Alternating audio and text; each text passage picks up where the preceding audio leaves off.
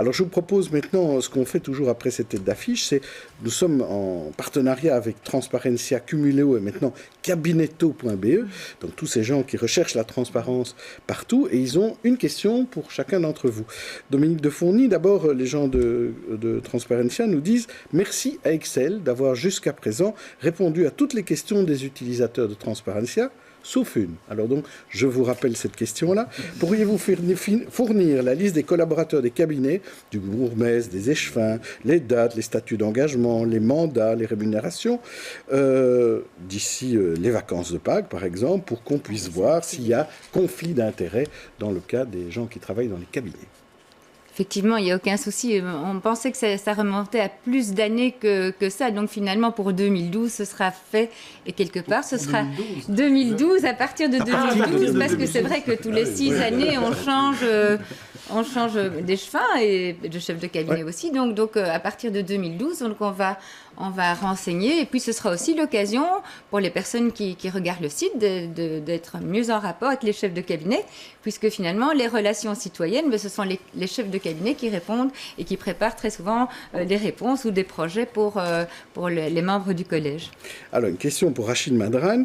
Il y a eu des accusations à un moment donné de favoritisme, de conflit d'intérêts dans l'attribution de subsides. Est-ce que, pour justement faire toute la lumière là-dessus, est-ce que vous accepteriez, Rachid Madran, de publier aussi, avant Pâques, sur votre site internet, le cadastre détaillé des attributions de subsides depuis le début de la législature en 2014? J'ai pas besoin de le faire parce avec que tout le détail. J'ai pas besoin de le faire parce que ça se fait sur le site de la communauté française. Et par ailleurs, toutes ces fameuses attaques qui sont parues notamment et qui ont été relayées dans un magazine bien connu, oui, tout à fait, l'ont été au moment du débranchage de prise. Et toutes ces structures où on m'a dit ils sont proches du PS, ils sont proches de je ne sais qui, elles ont toutes été agréées par la commission d'agrément.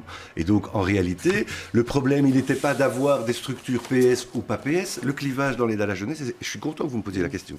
Le clivage dans l'aide à la jeunesse, c'est quoi? Qu'est-ce qu'on était en train de faire? Qu'est-ce qu'on était en train de faire? Non, mais très sérieusement. Plus sérieusement. Mais oui, mais il faut expliquer. Vous ne pouvez pas me poser un truc aussi important et me dire, vous avez 12 secondes pour en parler. Vous en avez 13. Vous êtes bien aimable, monsieur Deleu. Juste vous dire une chose. Le clivage, il n'est pas entre laïcs, religieux, entre socialiste et pas socialiste. Le clivage, il est entre des structures qui possèdent ou pas des bâtiments pour accueillir des enfants en danger ou en difficulté. Moi, j'arrive, on me dit, il manque 1000 places. Je débloque 25 millions d'euros pour créer des places. Je fais un appel à projet. Rentrent des structures, rentrent ceux qui rentrent. Je prends ceux qui rentrent. Et on me dit, à Liège notamment, on me dit, oui, mais à Liège, il y en a qui voulaient rentrer et qui n'ont pas pu le rentrer, vous avez favorisé. Je lance un deuxième appel à projet. Combien de dossiers sont venus de Liège? 0. Donc il n'y avait pas de structure. Donc on était dans l'après, etc. Et finalement, qu'est-ce que j'ai fait? Pour que ça soit bien validé, j'ai dit, vous savez quoi? On va demander à la commission d'agrément d'agréer les projets. C'est pas moi qui vais les agréer. J'ai fait une commission où il y a le secteur qui est représenté. Et aujourd'hui, tout ça est tranquille. Et la réalité, c'est qu'on a créé 1250 prises en charge nouvelles. Ça m'a fait mal au cœur parce que c'est pas ma manière de fonctionner. À la fois le clivage philosophique et le clivage politique. J'ai jamais travaillé comme ça. Maintenant, c'est voilà. Maintenant, tout ça est réglé. Moi, vous avez l'information. Okay.